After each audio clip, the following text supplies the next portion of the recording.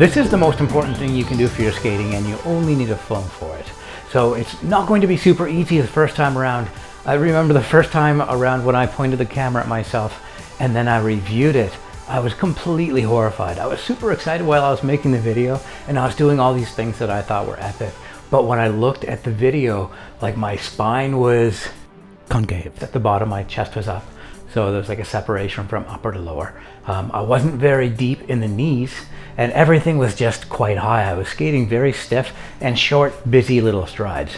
Everything was off. Yeah, I had to like dissolve my ego and start over again and assume I was doing everything wrong. So if you've got a phone, there's a very good chance that you have all the tools you need to assess yourself with video eyes. I'm really happy that I'm carrying a very light backpack down to the Bentway today. I've only got my towel, water, Sonic Sports wrench, Swiss Army knife, keys, and a wallet. Of course, I brought my phone with a little tripod and my GoPro as well, but that was it. I love skating with a light backpack too. Well, the Bentway is a perfect way for self-assessment because the concrete is just so consistent. All of my efforts here can be judged on my technique without having to consider the complex variables of a shitty surface.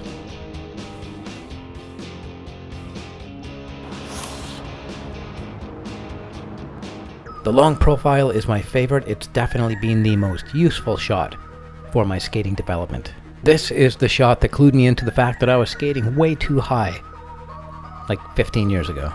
And this shot continues to inform me about things I need to change in my stride. It's not a great shot for making action videos, but as far as looking at my own skating, it's just fantastic. The split screen. I love the split screen. I've been doing this one from the early days where I compare two sprints on the same screen at the same time. In this split screen, you'll see that I got low too quickly in the losing sprint. Whereas in my winning sprint, I was high early, I kept my strides quite short, and I wound up very low in the end. It doesn't always have to be moving image either. Still image is very useful. So by getting a still image of the beginning of the jump and the peak of the jump in both attempts, I notice I'm overusing my arms at the back end and the top end on my losing jump. The overlap is extremely helpful for confirming which attempts were successful and by how much. This is almost how I feel. I'm constantly chasing myself. I love this image. It's not super good for action videos or YouTube videos either because I have to drag the transparency of the top video down. So both skaters are like at 50%. And just in case I was in doubt as far as who jumps higher here, yes, I get a full like 1.5 to 2 inches. The close-up is very useful for examining your starts. It's not uncommon to put like an extra little skip or jump into your start, something that doesn't advance you right away. And the slow-mo features on these phones is ridiculously handy. I assess my stop more than any other technique simply because when I'm out shooting a video, when I roll back to the camera, I always take the opportunity to stop. Looking at this slow-mo from behind, I can tell you that I could be a little wider. I don't necessarily need to return my striding foot close to the planted foot. I can be a little more of a rumble bum with short little steps. Oh, here's a change of pace. The head-on shot tells me that I'm perfect.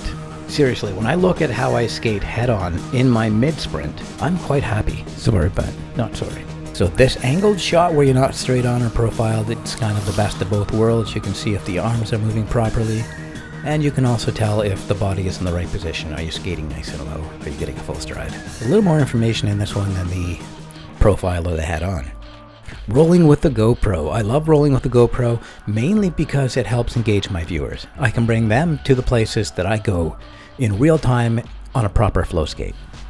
You can look at yourself from every angle with the GoPro in your hand. It's very useful for that.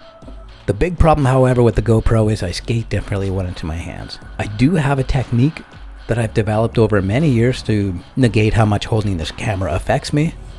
The one technical thing I must stress to those who are doing self-assessment with the GoPro or broadcasting their flows with the GoPro is get it way out there. Nobody generally wants to watch a video where it's from the waist down. I've ruined some videos with shots that are too close to me. Get that arm way out there. I thank you to all those Patreon supporters who help me make videos just like this. I can put the extra time in and make stuff of higher quality thanks to my Patreon supporters. Thanks so much. You can find the link below the video. Point that camera at yourself. It might not be great the first time, but the more you point it at yourself, the faster you're going to develop.